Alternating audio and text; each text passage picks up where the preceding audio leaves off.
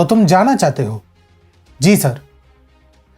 देश स्वतंत्र हो रहा है और तुम जॉब से स्वतंत्र होना चाहते हो? सर 30 वर्षों से नौकरी पर हो रहा हूं। कभी सोचा नहीं था कि मेरे जीते जी देश स्वतंत्र होगा, परंतु अब लगता है कि मुझे अब नौकरी त्याग देनी चाहिए। देखो, यह थकने और हारने का समय नहीं। तुम्हें पता है कि जिस हाल में अंग्रेज आए थे उसी हाल में छोड़कर जा रहे हैं। कितने प्रांत और रियासत इस देश में होंगे? सर कुछ 564 या 565। इनमें से अधिकतम एक स्वतंत्र राष्ट्र बनने का ख्वाब देख रहे हैं। ये अंग्रेजों का दास बनना स्वीकार करेंगे पर हमारे साथ आंख भी नहीं मिलाएंगे। इन्हें हम भारत का भाग्य विधाता नहीं बनने दे सकते। कश्मीर से कन्याकुमारी तक अगर इस राष्ट्र को एक करना है तो हमें एक साथ मिलकर कार्य करना होगा।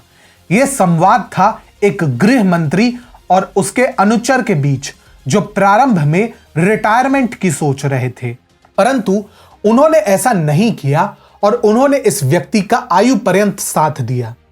यदि ये नहीं होते तो सरदार पटेल 565 प्रांतों को जोड़कर वर्तमान भारत की नींव स्थापित नहीं कर पाते। इन दोनों ने मिलकर कश्मीर को भी लगभग एक कर दिया था, यदि अधीरता में नेहरू ने गुड़गोबर ना किया होता। यह कथा है उस संकल्प की जिसे सरदार पटेल और वीपी मेनन ने मिलकर पूरा किया, राष्ट्र के एकीकरण का। नमस्कार, स्वागत है आपका टीएफआई इतिहास एवं संस्कृति पर, जो बताएगा भारतवर्ष के संपूर्ण इतिहास का एक अनोखा रूप। और मैं अनिमेश पांडे आपको परिचित कराऊंगा कि कैसे कभी कोयले की खदान में कार्यरत वीपी मेनन ब्रिटिश शासन में सर्वोच्च पद तक पहुंचे और कैसे उन्होंने सरदार पटेल के साथ मिलकर भारत निर्माण की नींव स्थापित की। आगे बढ़ने से पूर्व हमारे विचार यदि आपको पसंद आते हैं तो आप हमारे वीडियो को लाइक कर सकते हैं एवं आप हमारे चैनल को सब्सक्राइब करें और नोटिफिकेशन की घंटी बजाना बिल्कुल ना भूलें। सरदार पटेल के बारे में हम सभी अधिकतम परिचित हैं, परंतु उनके दाहिने हाथ यानी वीपी मेनन से उतने नहीं हैं। इनका जन्म केरल के मालाबार क्षेत्र में हुआ था। बचपन में अपनी पढ़ाई का बोझ घर वालों के ऊपर से हटाने हेतु वे घर से भाग निकले और पहले रेलवे में कोयला झोंका और फिर खनिक एवं बेंगलुरु में तंबाकू कंपनी में मुंशी का काम करने के पश्चात आईसीएस में निचली स्तर से इन्होंने अपनी आजीविका शुरू की। अपनी मेहनत के सहारे मेनन ने अंग्रेज सरकार में सबसे उच्च प्रशासन सेवक का पद अलंकृत किया। भारत के संविधान के मामले में मेनन पंडित समान थे और स्वतंत्रता से ठीक पूर्व वे लॉर्ड माउंटबेटन के विशेष सलाहकारों में से एक थे। स्वतंत्रता के पश्चात वीपी मेनन सरदार पटेल के अधीन राज्य मंत्रालय के सचिव बनाए गए। पटेल के साथ मेनन का काफी गहरा संबंध था। पटेल मेनन की राजनीतिक कार्यकुशलता एवं कार्य प्राप्ति से काफी प्रभावित थे, जिसके कारण उन्हें वही प्रतिष्ठा मिली जिसकी एक प्रशासक अपने से वरिष्ठ व्यक्ति से आशा करता है। वीपी मेनन पटेल से निकट रहकर 565 राज्यों को भारत से जोड़ने के काम में उनका हाथ बटाने में सफल रहे। इनकी कार्यकुशलता जूनागढ़ के विषय पर ही देखने को मिलती है। इस प्रांत पर बबाई पश्तून समुदाय का शासन था, जिसके अंतिम शासक थे नवाबजादा सर मोहम्मद महाबत खान तृतीय खान जी। ये शासक अपने आप में बड़ा अनोखा लेकिन बड़ा सनकी भी था, क्योंकि इन्हें श्वान का बड़ा व्यसन था, परंतु इस बारे में फिर कभी। तो फिर ऐसा क्या हुआ जिसके कारण ऐसा अजीबोगरीब नवाब पाकिस्तान से जुड़ने के ख्वाब देखने लगा था? इसका कारण था उसका नया दीवान शाहनवाज भुट्टो।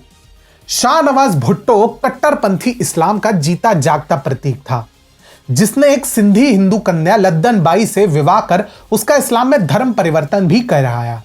यह वही शाहनवाज भुट्टो है जिसके बेटे जुल्फिकार अली भुट्टो ने अपनी सनक में लेफ्टिनेंट जनरल टिक्का खान के जरिए पूर्वी पाकिस्तान पर बेहिसाब अत्याचार भी ढाए थे और जिसकी पौत्री बेनजीर भुट्टो में कश्मीर में लाखों हिंदुओं के नरसंहार की नींव भी रखी।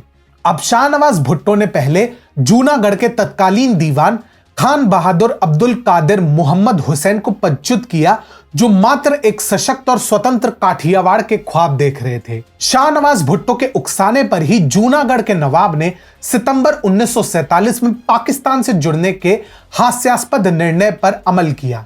ये इसलिए हास्यास्पद था क्योंकि जूनागढ़ भौगोलिक ही नहीं अपितु सामरिक दृष्टि से भी पाकिस्तान से मीलों दूर था। उसका सबसे निकटतम तट वेरावल, जहां पर पवित्र सोमनाथ मंदिर भी स्थित है, वो भी कराची से लगभग 557 किलोमीटर दूर था। परंतु सनकी नवाब के जिहाद के ख्वाब जो ना कराए। ऐसे में भुट्टो जितना उकसाते गए, नवाब उतना ही पाकिस्तान को जूनागढ़ में मिलाने के ख्वाब देखते गए। परंतु जब पानी सर के ऊपर से निकलने लगा तो सरदार पटेल और वीपी मेनन समझ गए कि सैन्य कार्रवाई ही जूनागढ़ की स्वतंत्रता का एकमात्र विकल्प है। नवाब मोहम्मद खान तुरंत स्थिति भांप गए और लगभग आधी से अधिक संपत्ति एवं अपनी कई बीवियों एवं श्वान सहित कराची भाग गए। परंतु एक पत्नी और कुछ श्वान तब भी पीछे छूट गए। परंतु शाहनवाज भुट्टो और उनका अत्याचारी शासन तब भी डटा रहा। लेकिन जब साथी राज्यों ने सहायता देने से मना कर दिया और सेना एवं जूनागढ़ की जनता ने सशस्त्र विद्रोह में सहयोग दिया, तो शाहनवाज भुट्टो के पास भारत को जूनागढ़ सौंपने के अलावा कोई विकल्प नहीं बचा।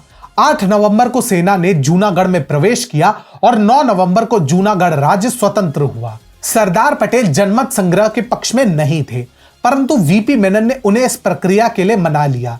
जब 1948 में जनमत संग्रह हुआ तो मात्र 91 लोगों ने पाकिस्तान के लिए मत दिया और बाकी सब ने जन समर्थन के साथ भारत में विलय को समर्थन दिया। जूनागढ़ की स्वतंत्रता सरदार पटेल के लौह पुरुष की छवि को प्रमाणित करता है। और अभी तो हमने हैदराबाद, जोधपुर जैसे महत्वपूर्ण संधियों पर प्रकाश भी नहीं डाला है, अन्यथा एक संपूर्ण उपन्यास लिखना पड़ सकता है। और यही सरदार पटेल एवं वीपी मेनन के मित्रता और उनके जीवटता एवं भारत निर्माण में उनके महत्वपूर्ण भूमिका को प्रमाणित करता है।